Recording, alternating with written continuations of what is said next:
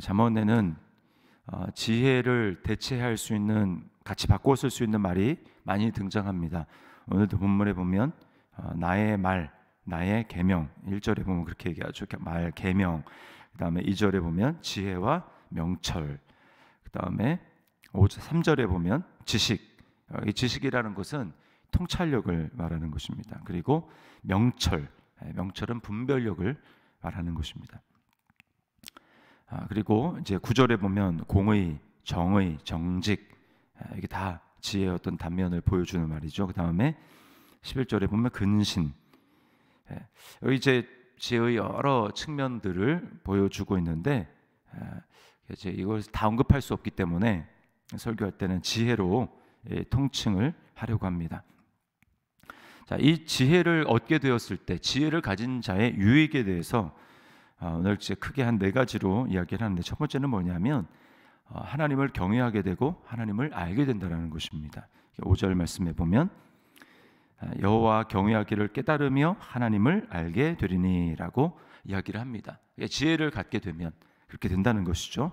자, 이 부분에 대해서는 또 따로 좀 자세한 설명을 하기 위해서 뒤에 설명을 하고요.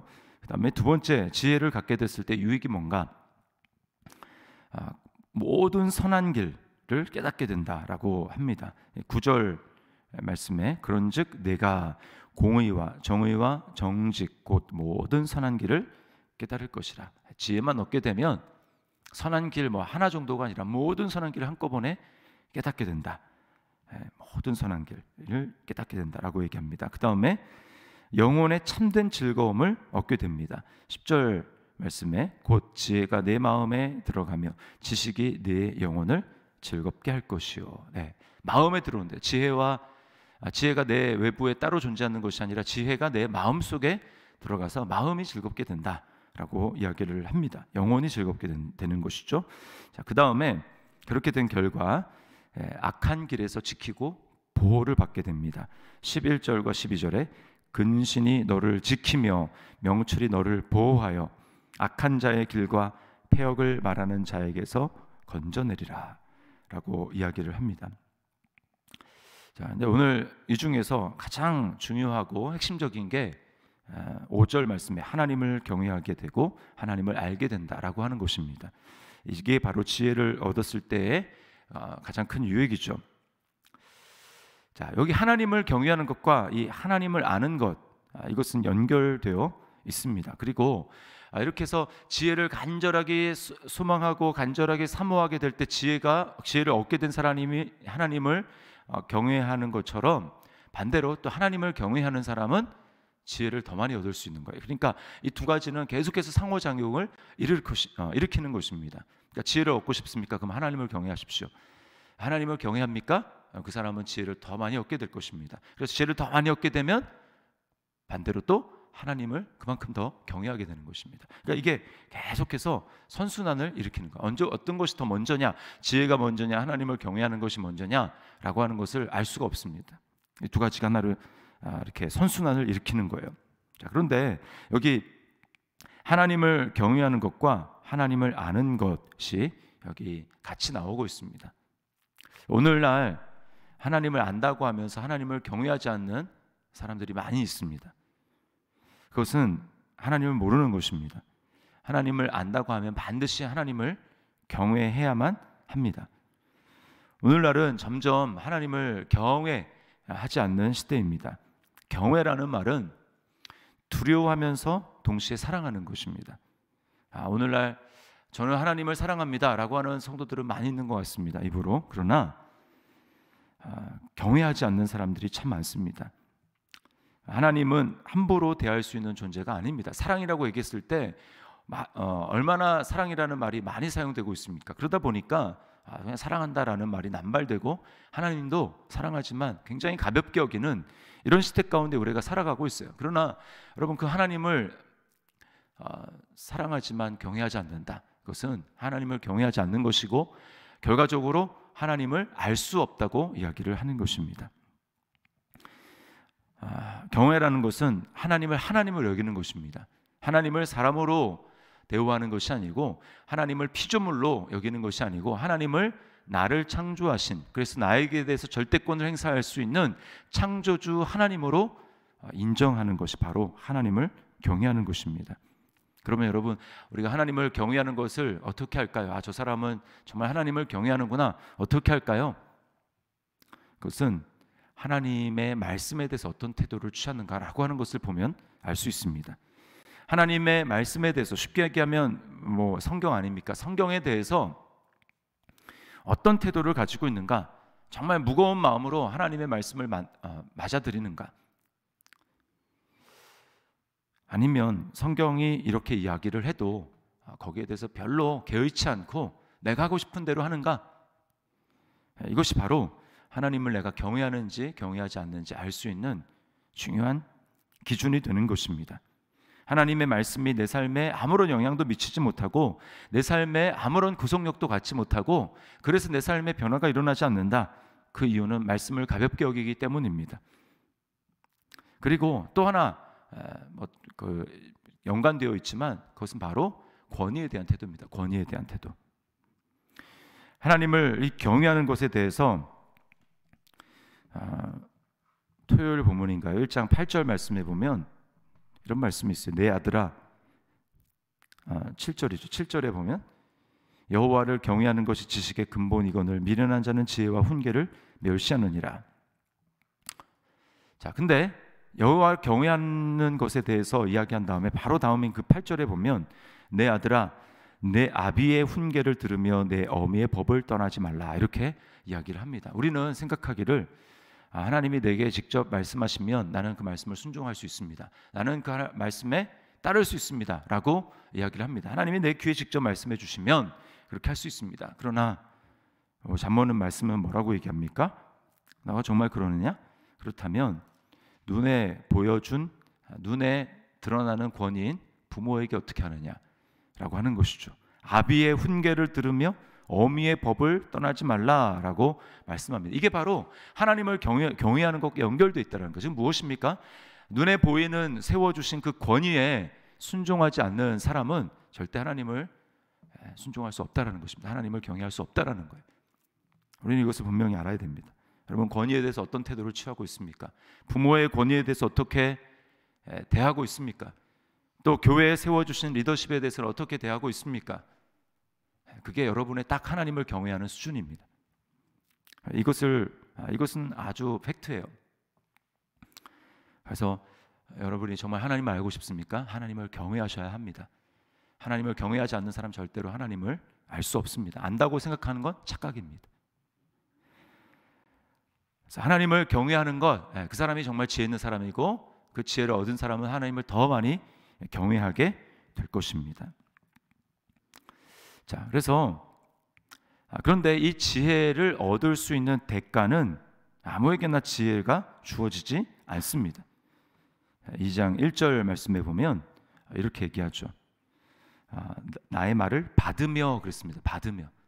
그냥 듣는다고 하지 않았어요. 받으며. 받는다는 건 무엇입니까? 아주 공손하게 이렇게 받아들이는 것이죠. 수용하는 것을 말하는 것입니다. 또 간직하며 그랬어요. 간직하며. 간직한다라는 것은 이게 굉장히 쓸모가 있기 때문에 창고 같은 곳에 잘 보관해 두는 것을 이야기하는 것입니다. 말씀에 대해서 정말 이 말씀은 너무 귀하니까 내가 잘 간직하고 보관해야 돼, 그런 마음이 있습니까?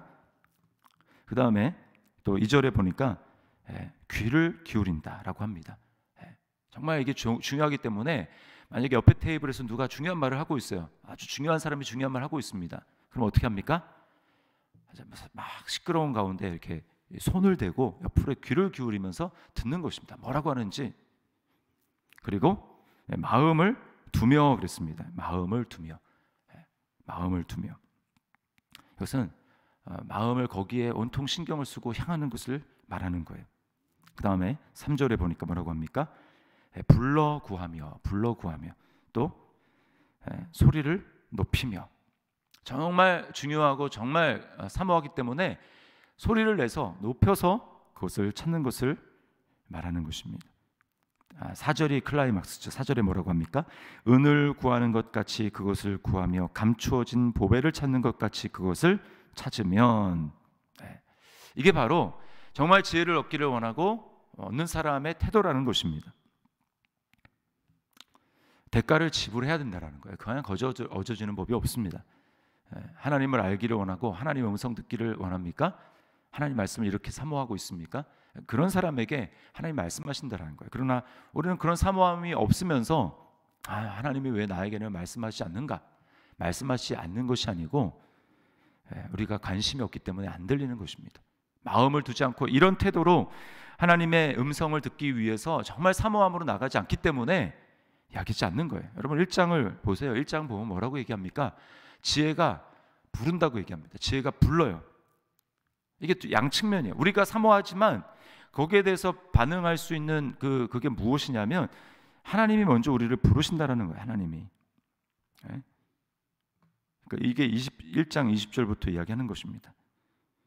지혜가 광장에서, 길거리에서, 시끄러운 길목에서, 성문 어귀와 성중에서 소리를 지른대요. 소리를. 그래서 그 탄식이 무엇입니까? 하나님의 탄식이 뭡니까? 내가 불렀으나 너희가 듣지 않았고 내가 너에게 손을 내밀었으나 너희가 돌아보지 않았다. 그러므로 너에게 어려움이 당하거든 그때 후회해봐야 아무 소용이 없다라고 말씀하는 것입니다. 우리가 안 듣는 거예요. 우리가 마음을 두지 않는 것입니다. 지혜라고 하면 여러분 우리에게 구체적으로 무엇을 의미할까? 유대인들은 아마 구약 성경이라고 이야기할 것입니다. 그러나 구원을 향한 하나님의 구원 경륜, 그것은 계속해서 발전되어서 어디에 절정을 이룹니까? 예수 그리스도에게서 절정을 이루죠. 구약의 모든 말씀, 율법, 지혜는 이제 예수 그리스도 안에서 다 수렴이 되는 것입니다. 예수님이 그 모든 것을 다 성취를 하셨어요. 그래서 골로새서 2장 2절과 3절 말씀에 이렇게 얘기합니다. 바울 사도가 열심히 이렇게 사람들을 가르치는 이유가 이거라고 얘기해요. 하나님의 비밀인 그리스도를 깨닫게 하려 함이니 그 안에는 지혜와 지식의 모든 보화가 감추어져 있느니라. 그 안에는 지혜와 지식의 모든 보화가 감추어져 있느니라. 그러므로 예수님 한 분 얻으면 다 얻는 거예요. 지혜도 얻고 지식도 얻고 모든 성경에서 얘기하는 좋은 것들, 오늘 잠언에서 이야기하는 좋은 것들을 다 얻는 것입니다. 그리스도 안에 모든 지혜가 있고 지식이 있고 명철이 있고 통찰력이 있고 분별력이 있고 공의와 정의와 정직, 근신, 이 모든 것들이 다 그리스도 안에 있습니다. 왜 그렇습니까? 그리스도를 통해서 우리는 단지 이 세상에서의 찰나의 어떤 잘 되는 것을 추구하는 것이 아니고 우리는 영원한 하나님 나라를 얻기 때문에 그렇습니다. 그러므로 여러분 우리가 날마다 그리스도를 사모하고 그리스도를 추구하지 않으면 우리의 마음은 금방 부패해져서 하나님을 떠나게 됩니다. 하나님으로부터 멀어지게 되어 있습니다. 우리의 옛 본성과 육신에 따르는 그런 삶을 살아가게 되어 있습니다. 옛 본성의 삶은 어땠습니까? 하나님을 찾지 않는 삶이에요. 로마서 3장 11절, 12절, 18절 이렇게 얘기합니다. 깨닫는 자도 없고 하나님을 찾는 자도 없고 다 치우쳐 함께 무익하게 되고 선을 행하는 자는 없나니 하나도 없도다. 그들의 눈 앞에 하나님을 두려워함이 없느니라. 즉 하나님을 경외하지 않느니라. 이게 바로 그리스도 없이 살아가는 우리의 옛 본성의 모습입니다. 그러므로 여러분 우리가 예수 믿었다 이거로 다 되는 게 아니에요. 예수 믿었습니까? 그러면 이제 날마다 예수님을 우리 마음 가운데 누리고 예수님을 더 얻기를 사모하고 그 예수님으로 충만하기를 위해서 노력해야 합니다. 그렇게 삶을 살아가게 될 때 그 사람이야말로 새로운 본성에 합당한 삶을 살아가는 거예요. 그러나 그렇지 않고 예수님을 믿었다고 하는데 날마다 예수님의 지혜 자체가 되시는 그 예수님을 사모하지 않고 나아간다. 이게 지금 로마서 3장에 얘기하는 그 삶으로 다시 돌아가는 것입니다. 치우쳐서 하나님을 찾는 자도 없고 깨닫는 자도 없고 선을 행하는 자는 없나니 하나도 없느니라. 하나님을 두려워함이 없다. 하나님을 경외하지 않는 삶이라는 것이죠. 성경에서 진정한 보배는 진정한 지혜의 보고는 예수님이십니다. 그래서 우리는 처음에 예수님을 얻을 때 잘 모를 수 있어요. 그러나 우리가 예수님을 알았다면 어떻게 해야 됩니까? 전 재산을 다 팔아서 밭에 감추어진 보화를 발견한 사람과 같이 우리가 그렇게 해야 된다는 거예요.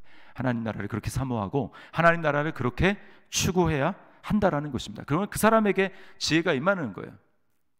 예수님은 그런 분이십니다. 그런 충분한 가치가 있는 분이십니다. 그래서 바울 사도는 뭐라고 얘기합니까? 내가 이전에 알던 건 다 배설물로 여겼다. 다 똥으로 여겼다. 그리스도를 아는 지식이 가장 고상하고 가장 탁월하고 훌륭하기 때문에 나는 그분 한 분만 얻으면 된다. 내가 그분의 죽으심과 부활만 알면 된다. 난 더 알기를 원한다.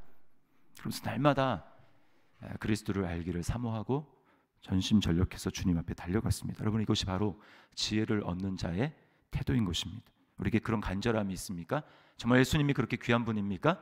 그래서 주님 얻기를 위해서 우리가 어떤 대가를 지불하고 있습니까? 새벽을 깨웁니까?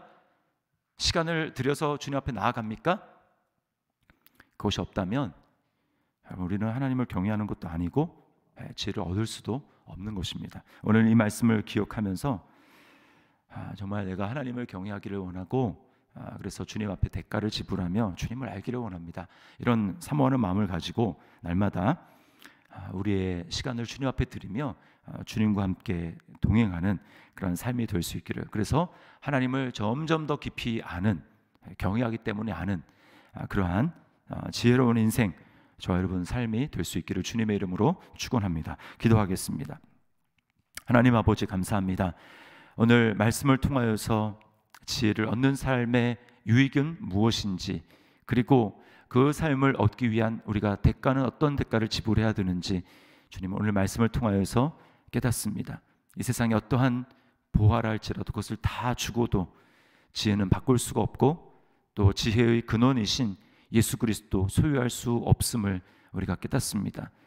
너무나 엄청난 지혜이기에 우리에게 거저 선물로 다가오신 주님, 선물로 주신 주님, 날마다 사모함으로 그 주님 앞에 나아가고 그 주님을 누리게 도와주시고 그 주님을 얻기 위하여 바울 사도의 고백과 같이 내가 이전에 알던 모든 것들을 배설물로 여기고 내 주 그리스도 예수를 아는 지식이 가장 고상함을 인함이라 라고 고백했던 것처럼 주님을 사모함으로 전심으로 주님 앞에 나아가는 우리가 될 수 있도록 인도하여 주셔서 점점 하나님을 더 많이 알게 도와주시고 하나님을 하나님으로 대우하며 주님을 경외하는 우리 삶이 될 수 있도록 주여 은혜를 베풀어 주시옵소서. 그래서 점점 권위를 무시하며 가벼운 이 세상 가운데에 세상의 풍조를 따라가지 아니하고 오직 주님 말씀하신 그 말씀만을 생명으로 여기며 나아가며 복종하는, 순종하는 삶 살아갈 수 있도록 주여 우리에게 역사하여 주시옵소서. 오늘도 우리와 동행하시는 주님께 감사와 찬송 올려드리며 예수님의 이름으로 기도드리옵나이다. 아멘. 하늘에 계신 우리 아버지여.